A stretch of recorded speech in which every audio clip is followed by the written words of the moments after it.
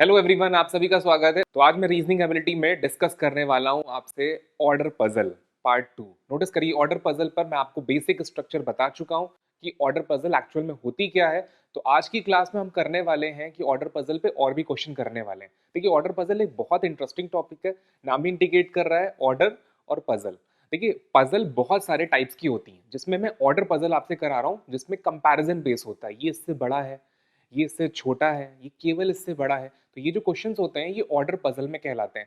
ये सारे एग्जाम्स में पूछे जा रहे हैं और ये बहुत इंटरेस्टिंग टॉपिक है। तो आज हम देखने जा रहे हैं कि कौन सा क्वेश्चन आपके एग्जाम के पॉइंट ऑफ व्यू से बहुत इंपॉर्टेंट है। तो जल्दी से स्टार्ट करते हैं आज की क्लास।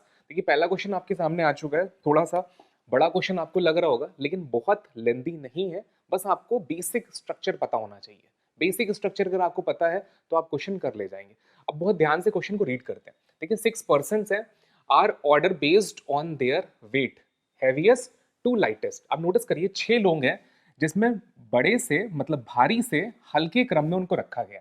तो जो सबसे भारी होगा वो सबसे पहले आएगा, नंबर 1, फिर 2, फिर 3, फिर 4, फिर 5 और लास्ट में कौन आएगा, 6। तो हमने सबसे पहले काम ये करा कि ऑर्डर इनका डिसाइड कर लिया। अब किस प्लेस पे कौन सा पर्सन जाएगा ये आगे वाला पैराग्राफ हमें बताएगा। नोटिस करिएगा। और लास्ट में आपसे पूछा जा रहा है who is the third heaviest person. That means आपसे ये पूछा जा रहा है कि थर्ड हैवीएस्ट पोजीशन पे कौन आएगा। नाम दे रखा है क्यू टी आर यू में से कोई एक होगा। कौन होगा ये हमें पता लगाना है। तो आई होप आपको समझ में आ चुका है कि हमें करना क्या है। तो स्टार्ट करते हैं क्वेश्चन जल्दी से। अब देखिए, यहां से क्वेश्चन स्टार्ट हो रहा है हमारा। 2 person are there between the weight Q and P. अब देखिए, क्यू और पी मैं रफ में लिख रहा हूँ। क्यू और पी के बीच में 2 पर्सन आएंगे, कंफर्म है। अब ऐसा भी हो सकता है क्यू यहाँ पर हो और पी यहाँ पर हो। तो देखिए, ऑब्लिक लगाकर मैंने छोड़ दिया। अब नोटिस करिए, अगर मैं इनको काउंट करूं तो 1 2 3 4 मिल गए। 4 तो मिल गए, लेकिन हमारे पास तो 6 लोग हैं। अब ये 4 लोग हमारे मेन डायग्राम में कहाँ पर होंगे ये तो हमें पता ही नहीं। तो हमने रफ में लिख लिया क्यू और पी को और बीच में 2 का गैप दे दिया। लेकिन ये मेन डायग्राम में कहाँ पर होगा ये हमें नहीं पता। तो अभी हम रफ में लिखकर आगे बढ़ेंगे। तो आगे मूव करते हैं, नेक्स्ट लाइन पर आते हैं। देखिए, यहां तक हम लोग रीड कर चुके हैं। अब लिखा है P who is the lighter than R. अब देखिए, एक इस लाइन को पूरा भी रीड कर लेते हैं। 2 person are there between the Q and P who is lighter than R. P जो है वो आर से हल्का है। देखिए, हल्का कौन है, पी, और आर इसका मतलब उससे भारी है। आर पी से भारी है, तो हमने आर पी को पहले बना लिया। अब नोटिस, कई बार स्टूडेंट कहते हैं सर आपने यहाँ पे क्यों नहीं बनाया। नोटिस करिए, यहाँ पे अभी पी फिक्स नहीं है। हो सकता है पी यहाँ पर, हो सकता है पी यहाँ पर हो। अभी फिक्स तो है नहीं। और एक चीज ध्यान रखिएगा, आर पी से भारी है, लेकिन आर और पी के बीच में कोई आएगा या नहीं आएगा ये आपको नहीं पता। यहीं पर स्टूडेंट गलती करता है। नोटिस करिए, आर पी से भारी है, लेकिन आर और पी के बीच में भी कोई पर्सन आ सकता है जिसका वेट हो, याद रखिएगा। तो ऐसा कोई कंपल्शन नहीं कि आर और पी के बीच में कोई नहीं आएगा। अब आएगा कि नहीं आएगा इसका फैसला आगे की लाइंस में होगा। तो जल्दी से आगे चलते हैं नेक्स्ट लाइन पर। यहां तक हम लोग रीड कर चुके हैं। नेक्स्ट देखिए, you is heavier than only 1 person. अब देखिए, ये लाइन मोस्ट इंपॉर्टेंट है। यू केवल एक पर्सन से भारी है। तो नोटिस करिए, यू केवल एक से भारी है, इसका मतलब सेकंड लास्ट पोजीशन पे यू होगा, क्योंकि बाकी सबसे उसका वेट कम है और सिर्फ एक से उसका वेट ज्यादा है। अब नोटिस करिए, इस लाइन ने हमें यू को फिक्स कर दिया मेन डायग्राम में। जिस लाइन में ओनली का इस्तेमाल होता है वो लाइन आपके लिए मोस्ट इंपॉर्टेंट हो जाती है, याद रखिएगा। तो U is heavier than only 1 person, that means कि सेकंड लास्ट पोजीशन पर यू आएगा, कंफर्म हो गया। फिर आगे मूव करते हैं। देखिए, 3 person are there between the weight of S and T. अब देखिए, एस और टी के बीच में 3 का वेट आएगा। अब नोटिस करिए, अगर मैं एस को यहाँ बनाता हूँ तो 3 का गैप लेकर टी यहाँ आएगा और दोनों इंटरचेंजेबल है, एस और टी। नोटिस करिए, यही हमसे कह रहा है। देखिए, 3 person are there between the S and T, T who is heavier than R. अब देखिए, नोटिस करिए, उसने ये भी बोल दिया कि टी आर से हैवी है। टी आर से हैवी है। अब नोटिस करिए, अगर टी आर से हैवी है तो हम इस तरह से बना सकते हैं। नोटिस करिएगा। अब एक चीज बहुत ध्यान से समझिएगा, इस चीज को करना कैसे है। अब देखिए, जैसे जैसे हम आगे बढ़ रहे हैं क्वेश्चन आपका कॉम्प्लेक्स होता जा रहा है। तो हम करेंगे क्या, यहीं से हम टूल्स बनाना शुरू कर देंगे। बहुत ध्यान से देखिएगा हम करेंगे क्या। हम एक काम करते हैं कि एक तरफ क्यू को यहाँ रख लेते हैं एक डायग्राम में, पी को यहाँ रख लेते हैं। लेकिन नोटिस करिए, ऐसा भी तो हो सकता है कि पी को पहले रख लें और 2 का गैप देके क्यू को बाद में रख लें। ऐसा भी हो सकता है। अब नोटिस करिएगा, कि हमें एस और टी के बीच में 3 मेंबर का गैप बनाना ही बनाना है, ये भी नोटिस करिए। दूसरा, इस डायग्राम में अगर आप ध्यान से देखें तो यहाँ पर हमें 5 मेंबर मिल जाएंगे। यहाँ पे देखिए 1 मेंबर, 2 मेंबर, 3, 4 और 5 मेंबर मिल जा रहे हैं। और ये इंडिकेशन है कि इस डायग्राम को हम ड्रॉ भी कर सकते हैं। कैसे कर सकते हैं इस बात को समझाते हैं, बहुत ध्यान से देखिएगा। इस बात को कैसे एक्सप्लेन करता हूं मैं, बात को समझिए कि अगर मैं अपने डायग्राम में देखिए टी को अगर मैं बाद में रखूंगा, बहुत ध्यान समझिएगा, ये मेरा मेन डायग्राम है, बहुत ध्यान से देखिए। टी पहले आएगा ये कंफर्म है, लेकिन मैं आपको एक बात को एक्सप्लेन करना चाहता हूँ कि टी पहले होगा एस बाद में होगा, कैसे पता मुझे। अगर मैंने टी को बाद में रखा तो देखिए टी के बाद में कितने मेंबर हैं, 2 मेंबर हैं। अब नोटिस करिए अगर टी के बाद में 2 मेंबर और हो गए तो 2 ये 4, 2 ये 3, 4, 5, 6, 7, क्या हमारे पास 7 मेंबर हैं? तो गलत हो जाएगा। तो नेचुरल सी बात है कि इस पोजीशन पे हम टी को रखेंगे, ये फिक्स हो गया। और जो ये वाली पोजीशन होगी ये एक्स होगी, एस होगी, और बीच में 3 मेंबर होंगे, ये फिक्स है। नोटिस करिए कैसे पता, क्योंकि टी के बाद में 2 मेंबर आ रहे हैं, कंफर्म है। टी के बाद में 2 मेंबर आ रहे हैं। अब नोटिस करिए पहले टी होगा, बीच में 3 होंगे, फिर एस होगा, ये कंफर्म हो रहा। अब यहाँ पे हम फोकस करते हैं कि टी यहाँ पे बनाते हैं हम, या तो टी हम यहाँ पे बनाएंगे, दो ही ऑप्शन है मेरे पास। और ध्यान समझिएगा, अगर मैं टी को यहाँ पे लेता हूँ, इस चीज को समझाता हूँ मैं आपको, तो देखिए 1, 2, 3 का गैप लेकर क्या ऐसा आ पाएगा? नहीं आ पाएगा। तो ऑब्वियस सी बात है टी को हम यहाँ से हटा लेंगे, टी को यहाँ रख लेते हैं। अब देखिए टी को यहाँ रखते हैं तो 1, 2, 3 का गैप लेकर यहाँ कौन हो जाएगा? एस। अब देखिए टी के बाद कौन से 2 मेंबर है? आर और पी। अब देखिए 2 ही पोजीशन खाली है, तो नेचुरल सी बात है यहाँ पे आर आएगा और यहाँ पे पी आएगा। और जो मेंबर बच गया, कौन सा बच गया? उस मेंबर को हम यहाँ पर प्लेस कर देंगे। अब हमें ये देखना है कि कौन सा मेंबर हमारा बचा हुआ है। अब नेचुरल सी बात है क्यू बचा हुआ है, तो क्यू हमारा यहाँ आ जाएगा। तो देखिए क्यू, 2 का गैप लेके पी, ये लाइन भी हमारी सेट हो गई, ये लाइन भी सेट हो गई, ये भी सेट हो गया और ये भी सेट हो गया। और जो हमसे क्वेश्चन ने पूछा था कि थर्ड हैवीएस्ट पर्सन कौन होगा, तो आंसर होगा आर। तो आई होप आपको समझ में आओगा कि क्वेश्चन को कैसे सॉल्व करते हैं। इसको बोलते हैं ऑर्डर बेस्ड पजल। तो ऑर्डर हमारा सेट हो गया कि सबसे पहले क्यू आ रहा है, फिर टी आएगा, फिर आर आएगा, फिर पी आएगा, फिर यू आएगा, फिर एस आएगा। और क्लू कहाँ से मिला? मुझे यहाँ से मिला कि जब टी और एस के बीच में 3 मेंबर हैं, तो टी और एस को मिलाकर दैट मीन्स 5 हो गए। अब 5 मेंबर को 6 की रो में बनाना ज्यादा इजी हो जाएगा। और यहां से भी क्लू मिला कि टी के बाद में 2 मेंबर है, तो इसका मतलब है कि टी बाद वाली पोजीशन पे होल्ड नहीं कर सकता, क्योंकि टी के बाद में अगर 2 मेंबर हैं तो रो की संख्या 7 हो जाएगी। तो दैट मीन्स कि टी पहले वाली पोजीशन पर होल्ड करेगा, ये कंफर्म है। तो आई होप आपको समझ में आ चुका होगा। तो हम लोग का आंसर भी आ चुका है, आप एक्सप्लेनेशन देख सकते हैं। ये हमारा एक्सप्लेनेशन पार्ट है, इसमें क्यू आया, टी आया, आर आया, पी आया, यू आया, एस आया, फिक्स हो गया। लेकिन नोटिस करिए ये नंबर्स कैसे फिक्स हो रहे हैं और इन नंबर्स का क्या यूज है, इस बात को मैं समझाने जा रहा हूँ। बहुत ध्यान समझिएगा। देखिए इस क्वेश्चन में who is the third heaviest हमसे पूछा गया था, हमने आर बता दिया, आंसर भी हो गया। लेकिन इस क्वेश्चन से सिर्फ एक क्वेश्चन नहीं पूछा जा रहा है, ये इस बात का इंडिकेशन है। क्योंकि नोटिस करिए ये लाइन अभी हम लोगों ने यूज नहीं करी थी, जिसका इस्तेमाल हम करने जा रहे हैं। नोटिस करिएगा, the sum of the weight of second, fourth and sixth heaviest person is 180।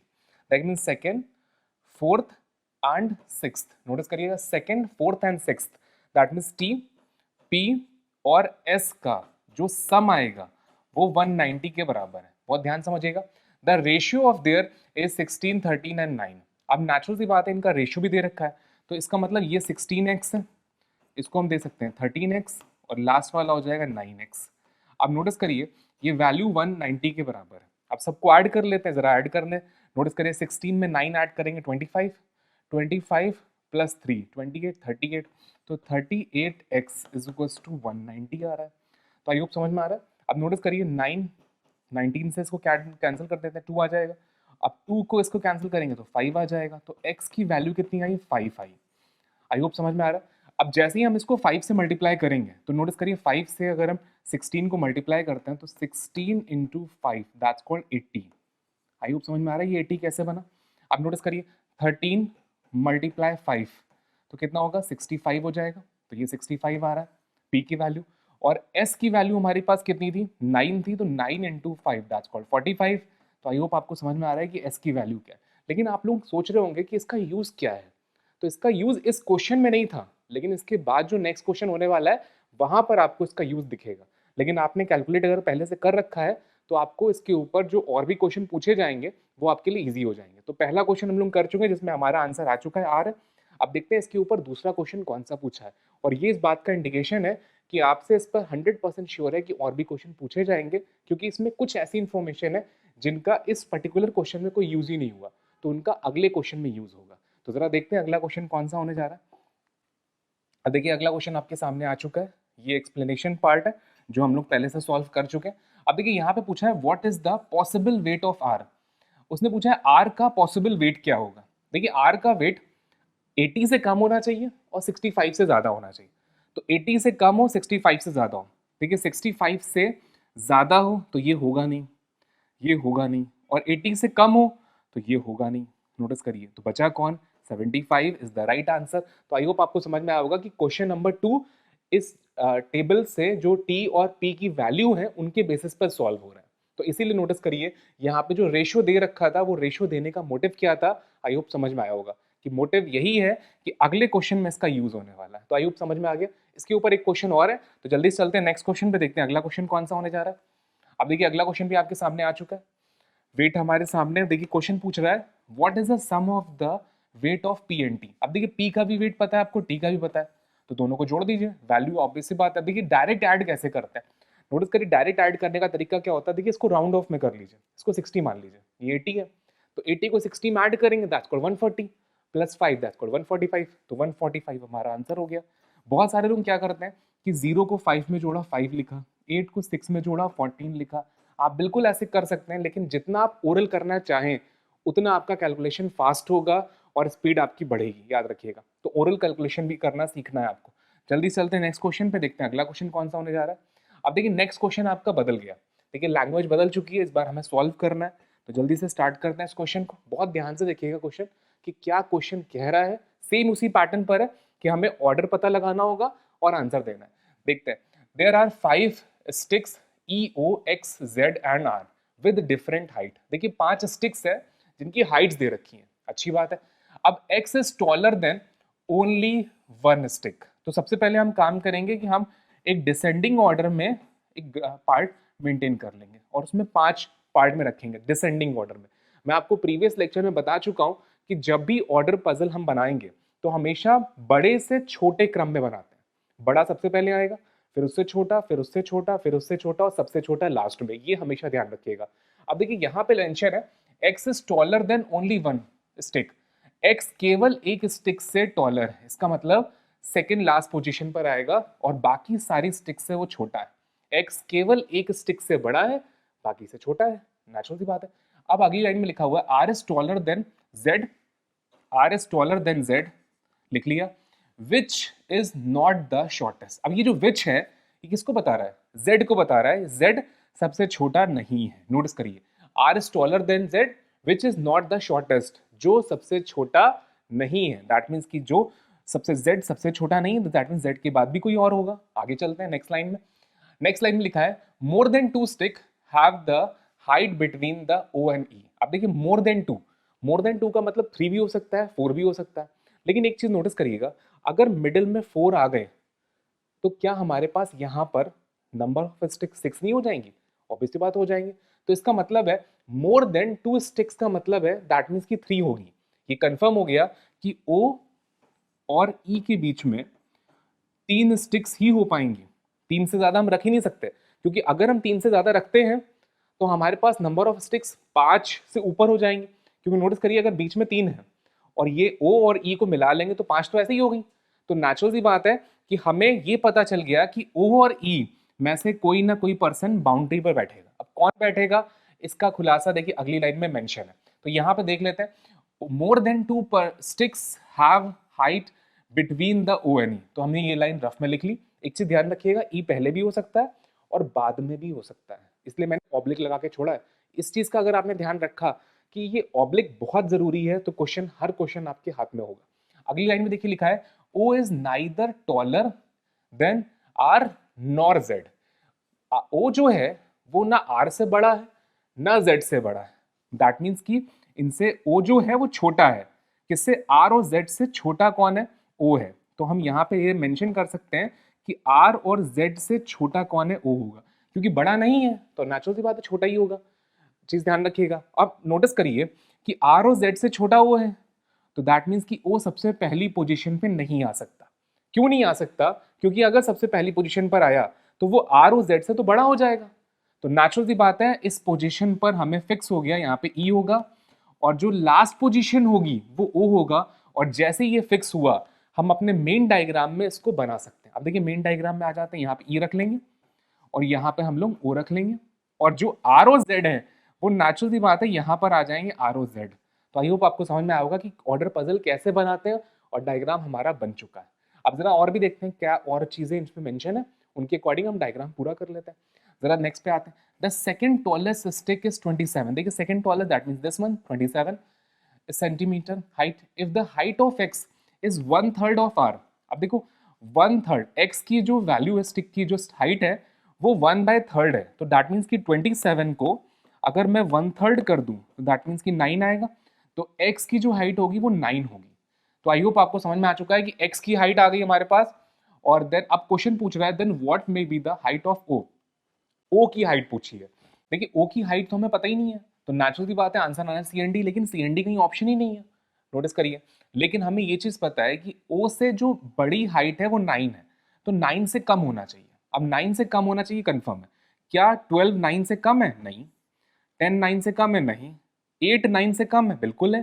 तो ये आंसर हो जाएगा। और 9 ऑब्वियस सी बात है 9 9 से कम तो यानी इक्वल है वो, तो ये भी नहीं हो पाएगा। तो सी आंसर हो जाएगा हमारा ऑप्शन के बेसिस पर। देखिए ये क्वेश्चन जो सॉल्व हुआ है ऑप्शन के बेसिस पर सॉल्व हुआ है, और ये इस बात का इंडिकेशन है कि इसके ऊपर एक और क्वेश्चन भी बनता है। तो अगला क्वेश्चन भी इसी से कोरिलेटेड है। तो पहला क्वेश्चन हम लोगों ने सॉल्व कर लिया, इसके ऊपर एक और क्वेश्चन आ रहा है तो उसको भी सॉल्व कर लेते हैं। एक बार आपने अगर ऑर्डर फिक्स कर लिया तो कोशिश करिएगा आपका 100% क्वेश्चन बनते चले जाएंगे। तो आई होप आपको समझ में आ रहा है कि कैसे क्वेश्चन को सॉल्व करते हैं और ऑर्डर फिक्स करते हैं। ऑर्डर पजल में मोस्ट इंपॉर्टेंट लाइन होती है ओनली वाली। अगर ये लाइन आपको समझ में आ जाए कि हम इसको कैसे फिक्स कर रहे हैं तो सारी प्रॉब्लम सही से सॉल्व हो जाती है, याद रखिएगा। अगर हमने एक्स को फिक्स ना करा होता तो कहीं ना कहीं ये प्रॉब्लम क्रिएट कर रहा होता कि हम बाकी लोगों को कहाँ रखें। तो आगे चलते हैं नेक्स्ट क्वेश्चन पर। इसका एक्सप्लेनेशन आप देख सकते हैं, ये रहा इसका एक्सप्लेनेशन पार्ट जो हम लोग पहले ही कंफर्म कर चुके हैं। अब इसका नेक्स्ट क्वेश्चन आता है। देखिए अगला क्वेश्चन भी आ चुका है और अगले क्वेश्चन का हम पहले से सॉल्व कर चुके हैं। तो नेचुरल सी बात है, देखते हैं एग्जामिनर ने आपसे पूछा क्या। देखिए यहाँ से एग्जामिनर ने चेंज करा है, if the sum of the height of R and E is 58। देखिए कह रहा है आर और ई का 58 है, तो नेचुरल सी बात है आप 58 में अगर 27 माइनस कर दें तो मुझे ई की वैल्यू मिल जाएगी। तो 8 में 7 गया 1, 5 में से 2 गया 3, 31 आ जाएगा। तो 31 मुझे मिल गया ई की वाइट। अब the sum of the height of Z and E. अब देखिए जेड और ई का सम, देखिए ई की वैल्यू मुझे मिल चुकी है 31, और अब जेड और ई का सम कितना है 46 है।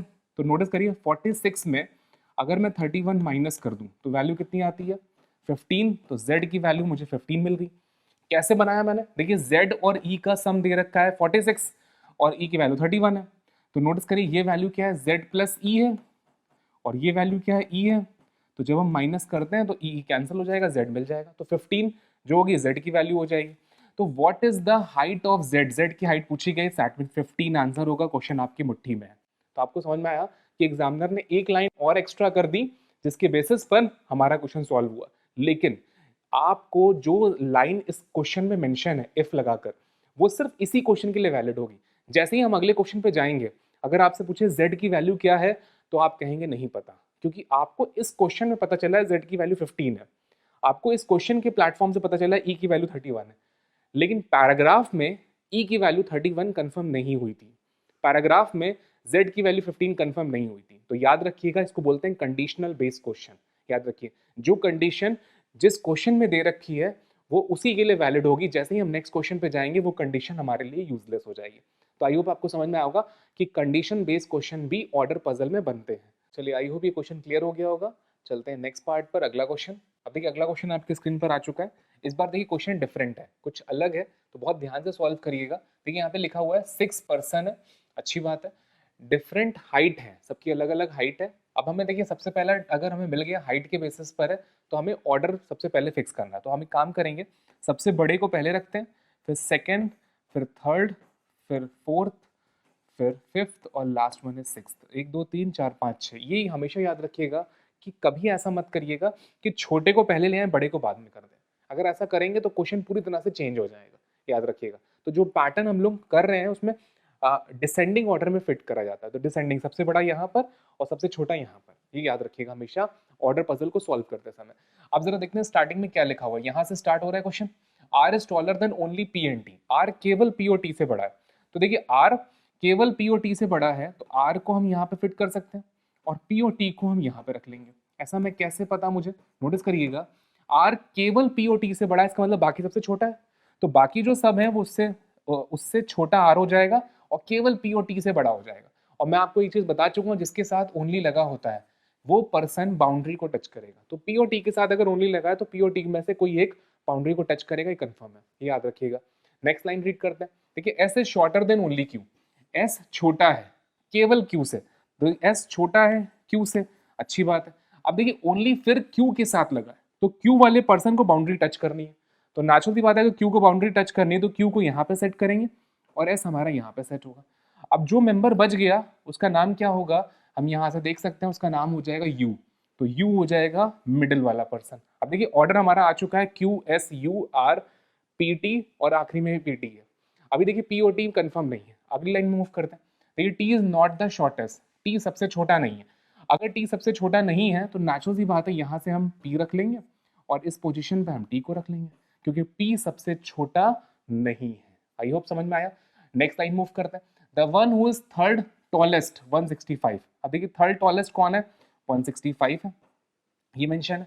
उसके बाद लिखा है टीज हाइट इज 154, टी की हाइट कितनी है 154 है, तो ये भी मेंशन हो गया। अब देखिए डायग्राम हमारा कंप्लीट बन चुका है। अब जरा देखते हैं क्वेश्चन में पूछा गया which of the following statement is true with respect to the given information, आपके में कौन सा सेंटेंस ट्रू होगा। अब देखिए करके हमें रीड करना है कौन सा ट्रू है, जरा देखते हैं। S height is definitely less than 165। अब देखिए एस की हाइट क्या 165 से कम है, नेचुरल बात है एस की हाइट 165 से ज्यादा है, तो S height is definitely more than 165 होना चाहिए था, तो ये तो गलत हो गया। नेक्स्ट पॉइंट देखते हैं। You is tallest, you tallest तो है नहीं, तो ये भी खत्म हो गया। नेक्स्ट वाला देखते हैं। Only 2 people are taller than are, केवल 2 लोग आर से बड़े हैं। देखिए आर से बड़े 3 लोग हैं और 2 आर से छोटे हैं, नोटिस करिए। तो अगर यहाँ पे लिखा होता only 2 people are shorter than are तो सही होता, लेकिन तो टॉलर बोल रहा है, दैट मीन्स ये भी गलत हो गया। There is a possibility that ours height is 157। अब देखिए ये लाइन आपकी सही हो जाएगी, क्यों, आर की हाइट 154 से ज्यादा होना चाहिए, 157 से कम होनी चाहिए, 165 से कम होनी चाहिए। तो नोटिस करिए आर की हाइट 157 बिल्कुल हो सकती है और पॉसिबिलिटी लगा है, तो बिल्कुल सही है कि आर की हाइट 157 बिल्कुल हो सकती है। तो आई होप आपको समझ में आया होगा कि फोर्थ वाला पार्ट हमारा सही है, बाकी पार्ट हमारे गलत है। तो ये ऑर्डर पजल पे था कुछ पार्ट जो मैंने आज की क्लास में आपसे डिस्कस करा। तो आई होप आज की क्लास आपको समझ में आई होगी। तो आज की क्लास के लिए हम लोग इतना ही रख रहे हैं, इसके आगे का पार्ट हम लोग अगली क्लास में डिस्कस करेंगे। Thank you to all.